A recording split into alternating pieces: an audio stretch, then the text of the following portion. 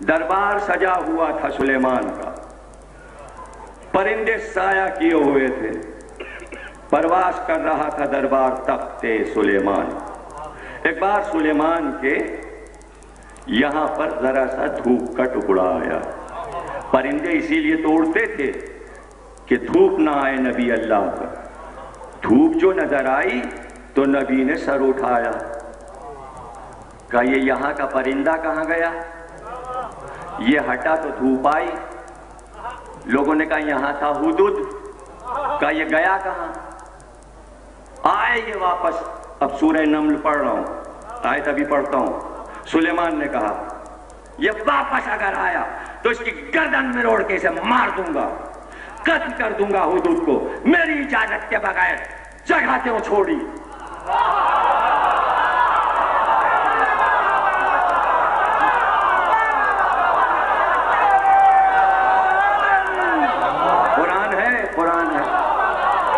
تو صرف مدح کر رہے ہیں، اب یہ آپ کی ذمہ داری ہے۔ ہمیں نہیں معلوم آپ واہ واہ کیوں کر رہے ہیں، مجھے نہیں معلوم، میں اس کا ذمہ دار نہیں ہوں، میں نے کچھ کہا نہیں ہے۔ اگر نبی یہ کہہ دے کہ اس کی جگہ یہ ہے، اس کی جگہ یہ ہے، تم اپنی جگہ چھوڑنا نہیں، تم یہیں پہ جمے رہنا، آندھی آئے، طوفان آئے، کچھ بھی آئے، درے سے ہٹنا نہیں، اور اگر ہٹ گئے تو پھر نبی کی نظر میں اس کو قتل کر دو، واجب القتل ہے۔ مگر وہ پرندہ انسان سے زیادہ عقل مند تھا، کچھ دیر نہ گزری تھی کہ آ کے تخت پہ قریب ہی بیٹھ گیا۔ اچھا، پرندوں میں یہ وہ پرندہ ہے جس کے سر پہ تاج ہے، اسے تاج دیا تھا سلیمان نے، سردار بنایا، سرداری ہی بھاگ جائے تو قیامت ہے قیامت۔ اور سر پہ تاج بھی لگا ہو تو کیسا لگے گا؟ تاج لگا ہوا ہے اور بھاگ رہے ہیں، ہائے ہائے ہائے، ذرا منظر نہ آنکھوں میں لائیے۔ لیکن تھا چالاک، بہت ہوشیار، واپس آیا۔ سلیمان نے کہا کہاں تھا؟ کہاں چلا گیا تھا؟ کہا یا نبی اللہ، دل میں آیا کہ آپ کی وسعت سلطنت کو دیکھوں۔ دیکھیں تعریف شروع ہو گئی۔ اب اگر کسی کی سزا سے بچنا ہے تو فوراً مدح شروع کر دیجئے۔ سمجھے ہی نہیں ہم مدح کیوں کرتے ہیں؟ ارے بھائی گناہگار ہیں، بھائی، اور علی کی مدح کرنے لگے۔ محمد نے کہا ہے کہ علی کی محبت جہنم کی آگ سے بچا لیتی ہے، اس لیے مدح کر رہے ہیں کہ گناہ کے بعد بھی چلیں گے نا۔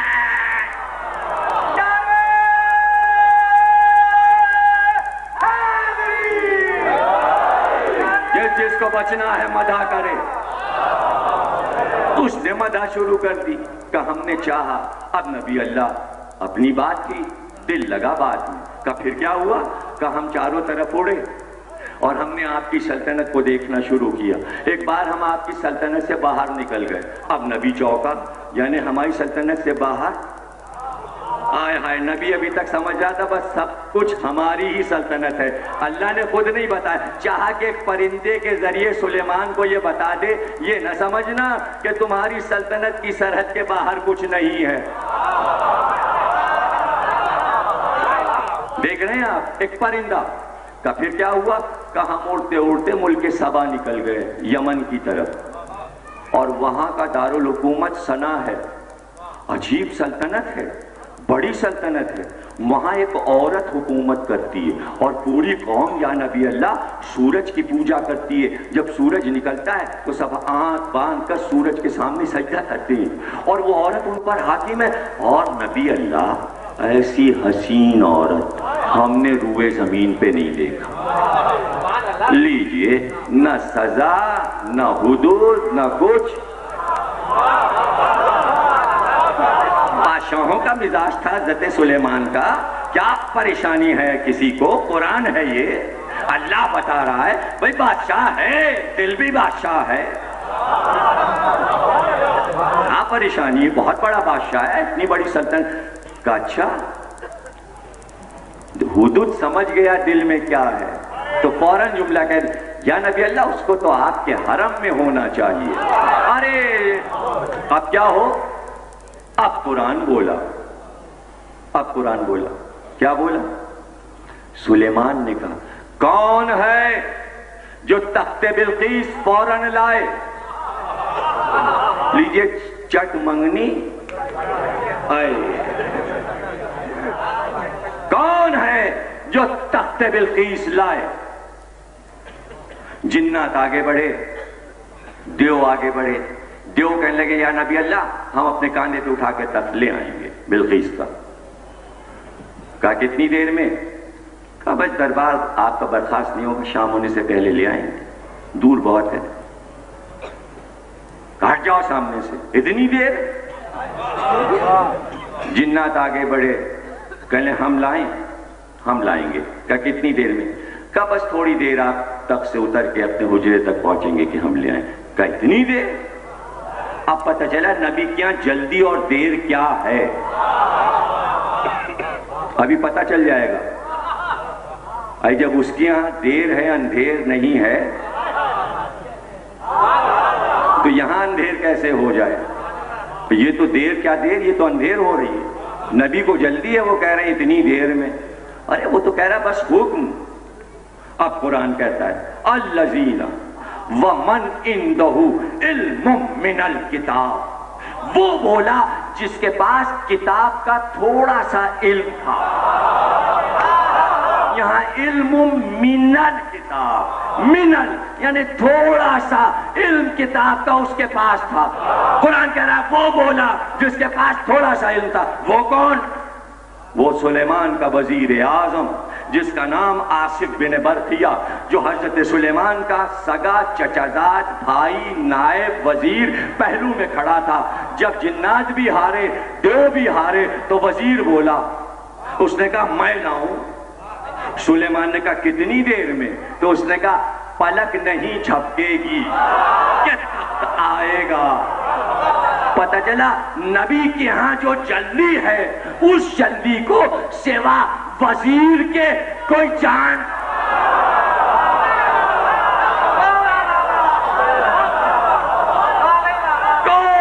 جانتا نہیں، یعنی شاہ کا مزاج جانے تو وزیر۔ اس لیے کسی نے دعویٰ بھی نہیں کیا ہم نبی کے وزیر، اگر کہا تو یہی کہا علی نبی کے وزیر۔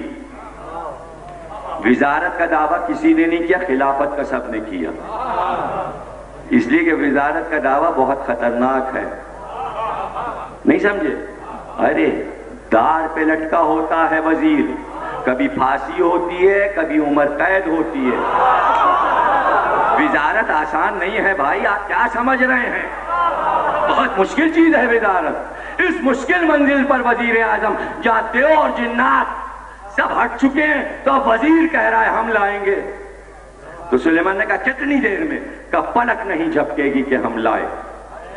تو تفسیر میں زمخشری نے یہ لکھا، اہل سنت والجماعت کے مفسر نے، کہ ابھی آصف نے کہا تھا کہ تخت بلقیس سامنے تھا، یعنی پلک نہیں جھپکی تھی، صرف کہا تھا کہ تخت بلقیس چل کے سنا سے فلسطین میں تخت سلیمان کے سامنے آ گیا۔ بس دیکھتے رہ گئے اور بلقیس کا تخت آ گیا۔ ابھی نکاح ہوا نہیں، شادی ہوئی نہیں، ابھی رشتہ ہے۔ کچھ سمجھے آپ؟ یہ جلدی کیوں ہے نبی کو؟ جلدی اس لیے ہے کہ حرم میں آنے والی ہیں، تو جو نبی کے حرم میں آئے اس کی سواری میں راستے میں دیر نہ لگے، جلدی، تاکہ کسی کی نظر نہ پڑے، تحفظ میں آئے۔ اور اگر کوئی نبی کے حرم کا تحفظ کرتا ہے اس کا نام ہے نبی کا وزیر۔ نہیں پہنچے، نبی کے ناموس کی حفاظت صرف نبی کا وزیر کر سکتا ہے۔ اس لیے الزام غلط نہ دیا کیجئے۔ الزام وہاں بھی دینے کی کوشش کی گئی تھی، 40 سوار بھیج دیے ہیں، مردوں کے نرغے میں ہمیں بھیج دیا علی نے، اور جب مدینے کی سرحد آئی اور یہ کہا تو 40 کے 40 نے اپنے عمامے کھولے تو بال بکھرے، سب نے کہا ہم کنیز ہیں، کیوں؟ کرتا ہے نبی کا وزیر حرم محمد کا احترام. آ گیا تو اب ایک بات ہے، یا حضرت سلیمان آپ تو ہیں نبی، کیا آپ کو تخت نہیں لا سکتے تھے؟ ہوا پہ آپ کی حکومت ہے، اپنا تخت آپ اڑاتے ہیں، تو کیا بلقیس کا تخت اڑا کے نہیں لا سکتے تھے؟ یہ کیا آواز دے رہے ہیں کون تخت لائے گا، کون تخت لائے گا؟ اے اپنا تخت تو آپ لیے پھر رہے ہیں ساری دنیا میں، اور بلقیس کا مادی تخت آپ نہیں لا سکتے.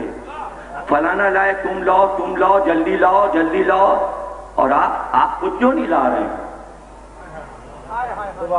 کیا جواب دیں گے حضرت سلیمان؟ یہ بتائیے کہ یہ اعلان اس لیے کیا تاکہ ہمارا وزیر پہچانا جائے. یعنی نبی کی ایک ڈیوٹی نبوت میں وزیر کو پہچانوانا ہے. کیوں چاہتے ہیں کہ یہ تخت وزیر لے کر آئے؟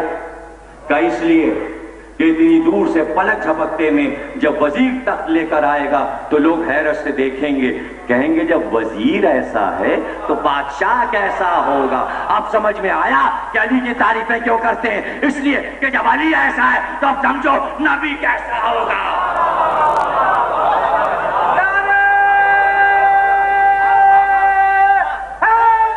اس لیے علی کی تعریفیں ہو رہی ہیں کہ جب علی ہمارا ایسا ہے تو پھر نبی کیسا ہوگا. تو نبی کی فضیلت ہے علی کی فضیلت بیان کرنا. آیا تک پلک جھپکتے میں کون لایا؟ نبی کا وزیر. کون ہے وزیر؟ سگا چچزاد بھائی. تاریخ نے اپنے آپ کو دوہرا دیا. اب آیت آپ خود سمجھ لیجئے، آپ خود سمجھ لیجئے. اب اگر ایسا کوئی کام یہاں بھی ہو جائے تو جب آپ خود سوچئے، تھوڑا سا علم تھا کتاب کا تو اس میں عزم رکھتے تھے کہ لے آئے یمن سے تک فلسطین تک. تو جس کے پاس پوری کتاب کا علم ہے تو پھر اس وزیر کا تعارف قرآن ضرور کرائے گا. تو آپ دیکھیے پھر کیا ہوا. فاصلہ دیکھیے مدینے سے خیبر تک کا. نبی نے کہا نادے علیًا مظہر العجائب. ایک بار دیکھا نبی نے کہ علی آ رہے ہیں. یہاں پوری کتاب کا علم ہے، آواز نبی نے دی ہے. کیوں آواز دی نادے علیًا؟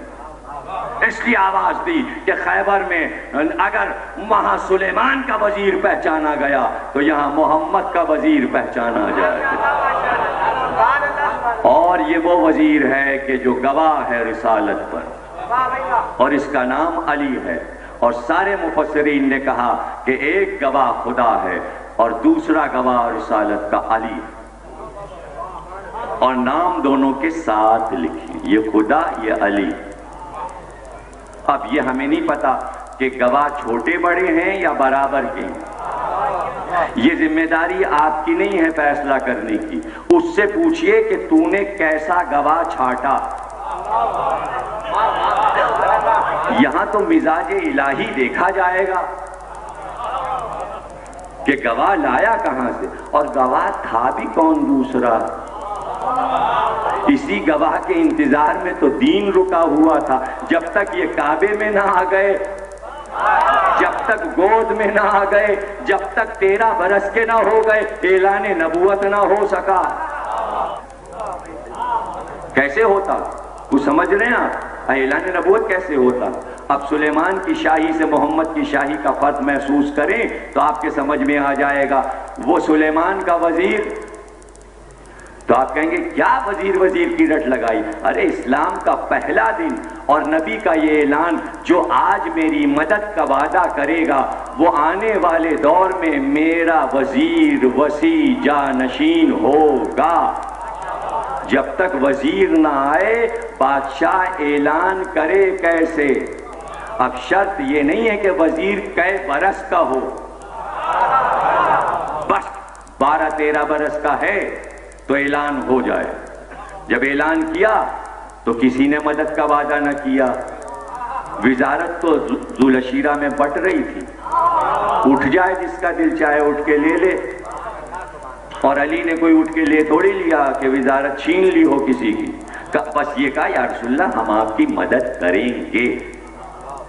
یہی کہا نا. وعدہ یہ کیا ہم آپ کی مدد کریں گے، تو کاندھے پہ ہاتھ رکھے گا اب گواہ رہنا، یہ ہے میرا وزیر، میرا وسیع، میرا جانشین۔ اب جس کا دل چاہے غدیر کی طرح دعوت ذوالشیرہ بھی بھول جائے، وہ پہلا دن یا آخری دن، وہاں شروع ہوا یہاں کامل ہوا دین، تو نہ اول یاد نہ آخر یاد، تو پھر بیچ کا کیا یاد ہے؟ بیکاری تو ہے بیچ کا سب کچھ۔ جناب تقریر ہو گئی، دعوت ذوالشیرہ میں وزارت کا اعلان ہوا، وعدہ کیا تھا علی نے، نبی نے کہا تھا کہ وعدہ کر لو، علی نے وعدہ کر لیا۔ ایک دعوت میں اسلام کا پہلا دن، ایک یوم وہ تھا، ایک یوم وہ تھا، دو یوم ہیں، ورنہ بیچ میں سب شبیں، شب ہجرت ہے، شب بدر ہے، شب خیبر ہے، کل علم دیں گے، رات میں اعلان ہو رہا ہے، یہ سو جاؤ رات، دن تو دو ہی جاگ رہے ہیں، یا دعوت ذوالشیرہ یا الیوم اکملت لکم دینکم، یوم غدیر، ورنہ زیادہ تر راتیں ہی راتیں، دن یہ ہیں اسلام کے، ایک یوم ذوالشیرہ، ایک یوم غدیر۔ کیا ہوا وعدہ؟ جو میری مدد کرے گا میں اسے وزیر بناؤں گا۔ علی نے کہا میں وعدہ کرتا ہوں۔ اب دو وعدے ہو گئے نا، ایک نے وعدہ کیا وزیر وسیع جانشین بناؤں گا، ایک نے وعدہ کیا مدد کروں گا۔ دو وعدوں کا نام ہے دین اسلام۔